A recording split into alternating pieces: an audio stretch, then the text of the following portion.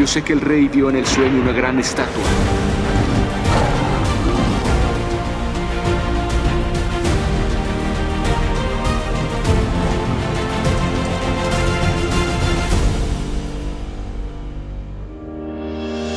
Hola, hola queridos amigos, hermanos, qué alegría nuevamente encontrarnos para continuar con el estudio de las profecías de Daniel. Sin duda, cada estudio viene a ser un momento especial de comunión también con nuestro Dios. Vamos entonces con esta sesión que hemos titulado La profecía de Daniel capítulo 2, donde se nos habla acerca de la estatua de Nabucodonosor. Entonces, profecía de Daniel capítulo 2. Vamos a ver las principales lecciones que encontramos en esta profecía. En primer lugar, mis hermanos, cuando nosotros examinamos las noticias del mundo, encontramos que a veces aparecen en los periódicos algunas noticias que hablan del cumplimiento de ciertas profecías. Hay ciertos hombres que son llamados de profetas por los seres humanos, ¿no? Por ejemplo, ¿quién no ha escuchado hablar acerca de las profecías de Nostradamus? Cada cierto tiempo aparece en los medios de comunicación una noticia en la que se dice se cumplió una profecía de Nostradamus. O también se habla acerca de las profecías que hay en las pirámides de Egipto, supuestas profecías que hablan también de eventos que se están cumpliendo. Durante un tiempo se examinó también las profecías de las pirámides mayas, y ahí decían que las profecías mayas lo que hacían era determinar el fin del mundo para el año 2012. Y hubieron muchas personas que estuvieron a la expectativa, con tristeza, incluso películas hubieron en relación con el fin del mundo en el año 2012. Han pasado más de 10 años y todavía estamos aquí. Se habla, por ejemplo, de San Malaquías, profecías de San Malaquías, o de las profecías de la Virgen del Fátima, diferentes fuentes proféticas, y cada cierto tiempo las personas nos hablan del cumplimiento de alguna de estas profecías. Pero realmente, mis hermanos, si queremos hablar acerca del conocimiento anticipado del futuro, solo podemos hablar de nuestro Dios, que es el que detenta en sus manos la historia de este mundo.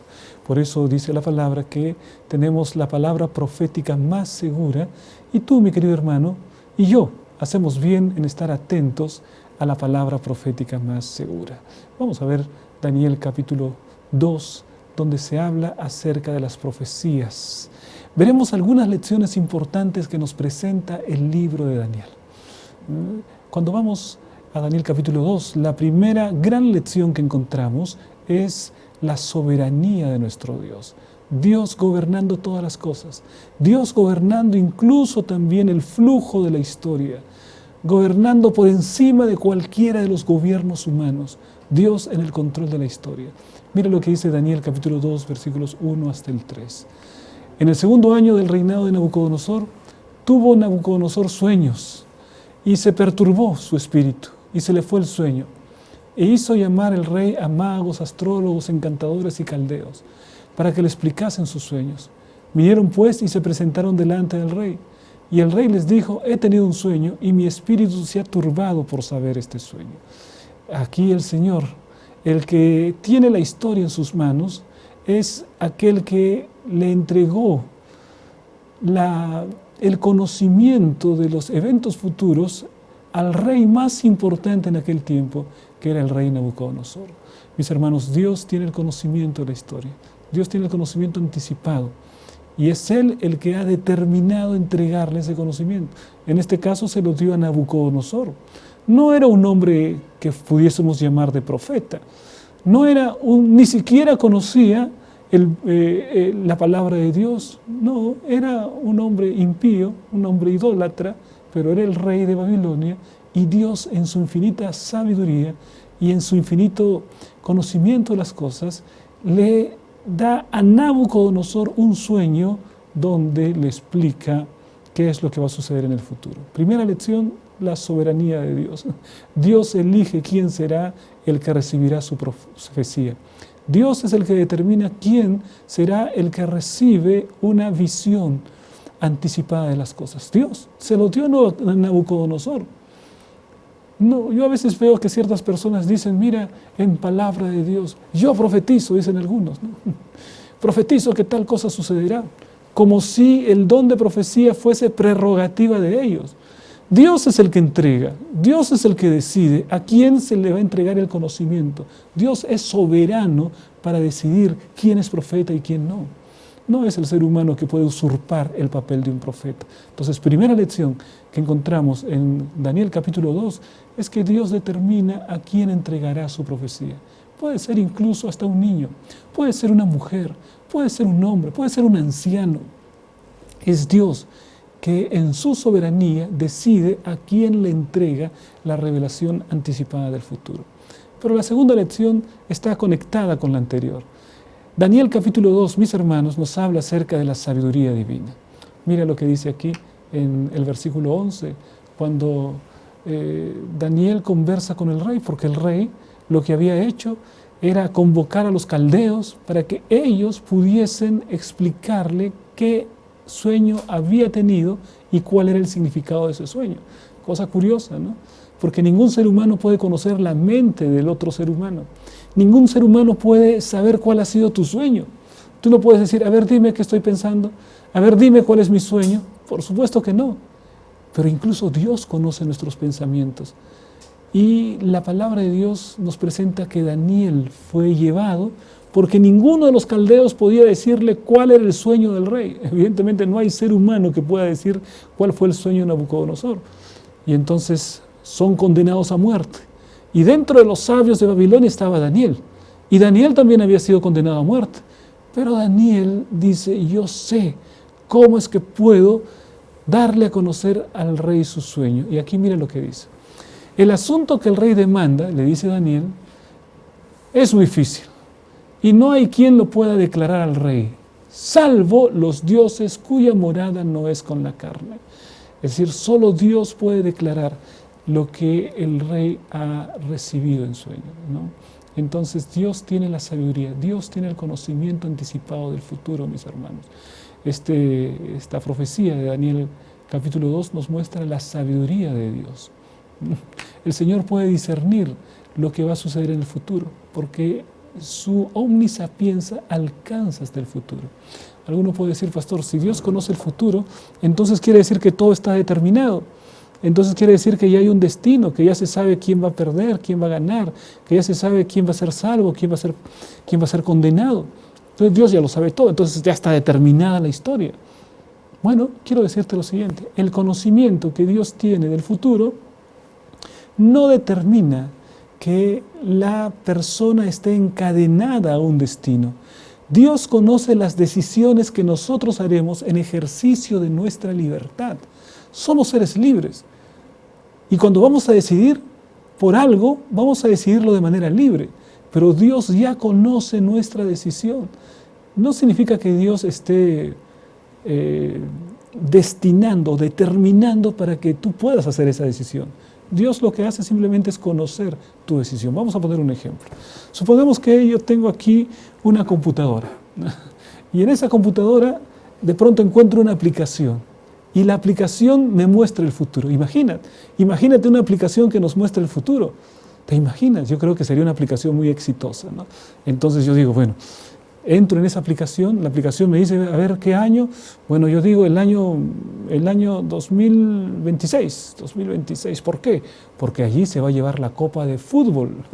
Entonces yo quiero saber quién va a ganar o si Perú va a clasificar.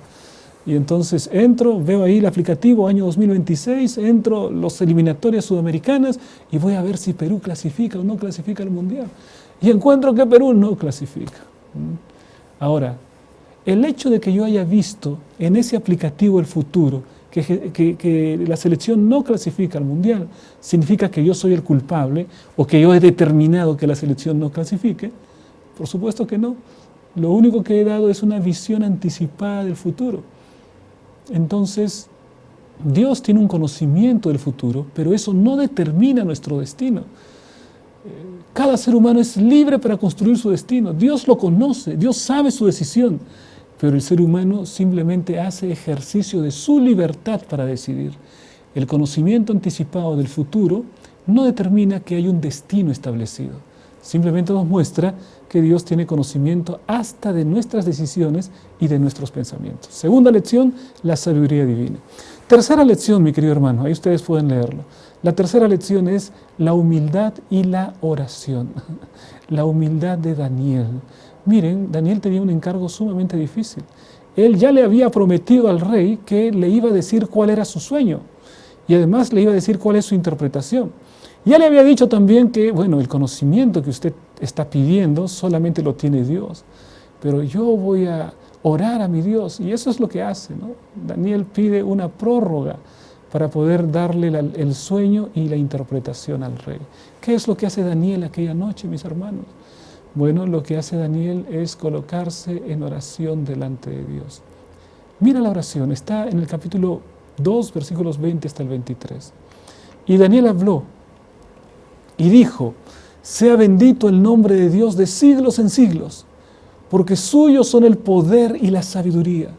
Él muda los tiempos y las edades, quita reyes y pone reyes, da la sabiduría a los sabios y la ciencia a los entendidos.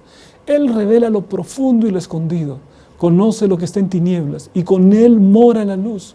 A ti, oh Dios de mis padres, te doy gracias y te alabo, porque me has dado sabiduría y fuerza, y ahora me has revelado lo que te pedimos, pues nos has dado a conocer el asunto del rey. Dios le había dado a conocer el sueño, y Daniel no se atribuye para él mismo la honra y la gloria. Él no dice qué inteligente que soy, él no dice cuán sabio soy yo, él no ha ordenado a Dios para que Dios le revele. Él simplemente humildemente se ha postrado ante Dios y le ha dicho: Señor, muéstrame el sueño, Señor, muéstrame la interpretación. Y Dios, en su gran misericordia, le muestra el sueño a Daniel y le muestra la interpretación. Y Daniel dice: gracias, Señor, ¿no? Te doy gracias porque me has dado sabiduría. La sabiduría no es algo que viene de ti mismo, la sabiduría viene de Dios. Y entonces Daniel le dice: gracias porque me has dado sabiduría, gracias porque me has dado fuerza, gracias porque me has revelado cuál era el asunto del rey. En ese momento, mis hermanos, Daniel le da la honra y la gloria a Dios. ¿Cuántas veces el ser humano quiere atribuirse la gloria y la honra, ¿no? El ser humano es un insecto pequeño, pero quiere aparecer como el centro de todo. Quiere aparecer como el más sabio. Quiere aparecer como el más inteligente. Pero Daniel no hizo eso.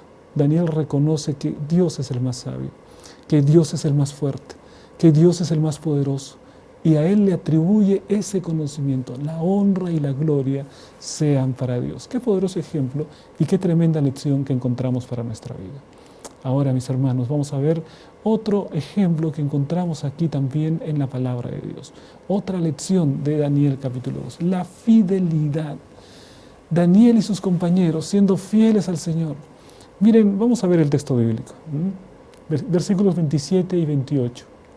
Daniel respondió delante del rey diciendo: el misterio que el rey demanda, ni sabios, ni astrólogos, ni magos pueden, ni adivinos lo pueden revelar al rey. Bueno, el rey ya se había dado cuenta, ¿no? Porque había llamado a los sabios y ninguno lo pudo revelar. Y Daniel continúa: pero hay un Dios en los cielos, el cual revela los misterios, y Él ha hecho saber al rey Nabucodonosor lo que ha de acontecer en los postreros días. Hay un Dios en los cielos, está dando testimonio. Él es fiel al testimonio. Él no le está diciendo al rey: yo soy el sabio, rey, yo soy el inteligente. No, Él atribuye toda la sabiduría al Dios del cielo. Es un hombre fiel, es un hombre que recibe la palabra de Dios y la comparte fielmente al rey Nabucodonosor. Y le dice: mira, Dios en su infinita sabiduría, oh rey, te ha mostrado qué es lo que va a suceder en el tiempo futuro. Qué cosa extraordinaria. Eso fue lo que efectivamente Daniel le muestra al rey Nabucodonosor. La fidelidad. Y también otra lección importante, la seguridad del cumplimiento profético. Y aquí vamos a ver cuál es el sueño y cuál es la interpretación. Miren ustedes, ¿qué es lo que nos presenta? Y allí empieza Daniel a decirle, ¿no? Estabas tú en la cama, rey, y te vinieron pensamientos. Querías saber qué es lo que sería el futuro, qué habría en el porvenir para tu reino. Y Dios, el que revela los misterios, te mostró. Dios te ha mostrado cuál es el futuro de tu reino. Y entonces Daniel empieza a mostrarle el sueño del rey. Tú, oh rey, veías y una gran imagen. Esta imagen era muy grande y cuya gloria era muy sublime. Estaba en pie delante de ti, su aspecto era terrible. Y empieza a yo me imagino a Nabucodonosor en ese momento. Sí, tienes razón, ese era mi sueño realmente. Era una imagen, yo lo había olvidado. Y entonces Daniel pasa a describir esa imagen. La cabeza de esta imagen era de oro fino, su pecho y sus brazos de plata, su vientre y sus muslos de bronce, sus piernas de hierro, sus pies en parte de hierro y en parte de barro cocido. Me imagino al rey diciendo, sí, asintiendo, no con la cabeza. Efectivamente, Daniel, ese era el sueño que yo he tenido, lo había olvidado. Y dice todavía, Daniel, mira, todavía el sueño no terminó. Estabas mirando esa estatua hasta que una piedra fue cortada, no con mano, e hirió a la imagen en sus pies de hierro y barro cocido y los desmenuzó. Entonces fueron desmenuzados también el hierro, el barro, el bronce, la plata y el oro. Mas la piedra que hirió a la imagen fue hecha un gran monte que llenó toda la tierra. Qué impresionante, mis hermanos. Este había sido el sueño. Y Nabucodonosor dice, ese efectivamente fue el sueño. Y ahora estaba diciendo, pero ahora espero que me digas cuál es la interpretación, qué es lo que significa. Ya Daniel había empezado diciéndole cuál había sido su sueño. Mi querido hermano, ¿quién puede adivinar el sueño de otra persona? Nadie, solo Dios. Y Dios había colocado en Daniel ese conocimiento. Pero ahora, mis hermanos, Daniel, hablando con Nabucodonosor, le presenta este sueño. Qué cosa extraordinaria. Y ahora viene la interpretación. ¿Cómo empieza a interpretar? ¿Qué significa el sueño? Versículo 37, versículo 38. Tú, oh rey, eres rey de reyes, porque el Dios del cielo te ha dado reino, poder, fuerza y majestad. Rey, no ha sido tu brazo fuerte, no han sido tus ejércitos poderosos, no ha sido tu estrategia, rey, sino que Dios te ha dado fuerza, poder, majestad. Mis queridos hermanos, Dios es el que dirige la historia de este mundo, no es el hombre. Y donde quiera que habitan hijos de hombres, bestias del campo y aves del cielo, Él los ha entregado en tu mano y te ha dado el dominio sobre todo. Tú eres aquella cabeza de oro. Esta es la primera parte de la interpretación que hace Daniel, señalando a Nabucodonosor y a su reino Babilonia como la cabeza de oro. Y podemos ver más adelante también cómo continúa la explicación. Después de ti se levantará otro reino inferior al tuyo y luego un tercer reino de bronce, el cual dominará sobre toda la tierra. Y el cuarto reino será fuerte como el hierro. Entonces el propio Daniel está dando una explicación, una interpretación de parte de cada uno de los metales que componen la estatua, ¿no? Y entonces allí encontramos que cada uno de los metales simbolizan los reinos del mundo, que llegaron a ser cada vez menos puros y valiosos. Esto está en el Cristo triunfante en la página 329. Mis hermanos, entonces lo que encontramos en esta profecía es que cada metal representa a un reino y es aquello lo que dice la palabra del Señor. Vamos entonces en la historia. Vemos que Babilonia tuvo un apogeo desde el año 605 hasta el año 539. Nabucodonosor fue el rey más importante, pero hacia el año 539 el rey Ciro, el rey persa, toma la ciudad de Babilonia y Babilonia se viene abajo en una sola noche porque el ejército persa entra, después de haber desviado el río Éufrates que atravesaba la ciudad de Babilonia, entran los ejércitos y aquello que era el río Éufrates que le daba seguridad a Babilonia constituyó el camino para los enemigos de Babilonia. Y así cayó esa noche el imperio babilónico. Pero mis hermanos, Medo-Persia, que entra en escena, no duraría para siempre. Medo-Persia constituye un imperio grande, un imperio poderoso. Hay reyes impresionantes como el propio Ciro, está Cambises, está Jerjes, está Artajerjes, ¿no? Reyes.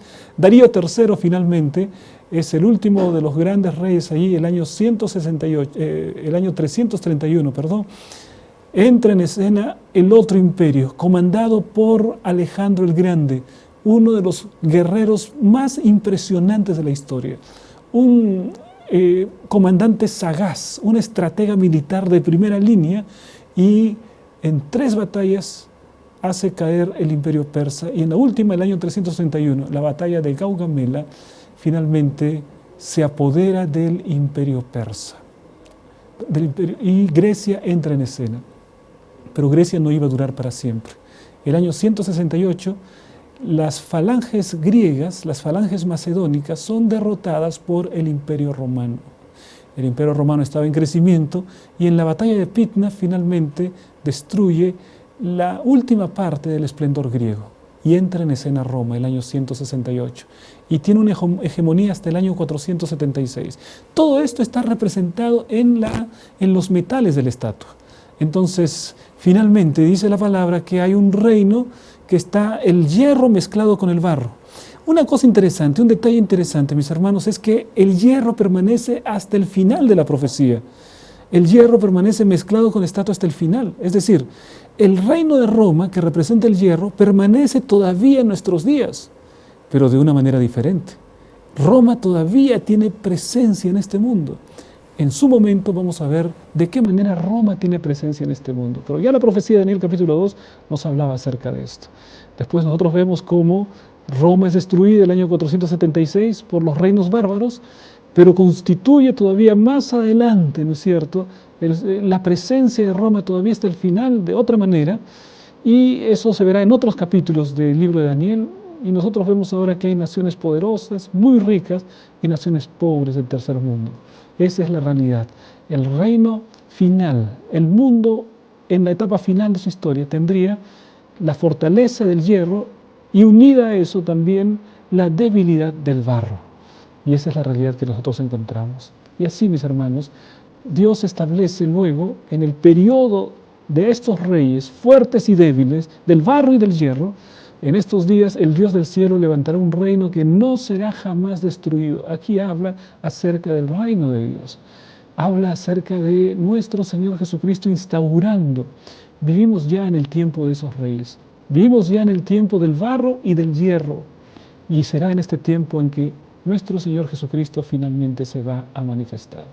Mi querido hermano, mi querida hermana, que Dios te bendiga.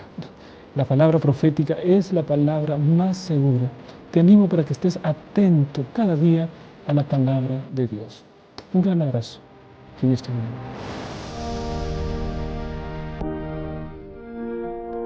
Visita y regístrate en educatemas.p, la plataforma de educación continua donde encontrarás el repaso de las lecciones de Escuela Sabática para Maestros, descargar materiales y muchos cursos más que te ayudarán a desarrollar tu liderazgo y ministerio en la iglesia.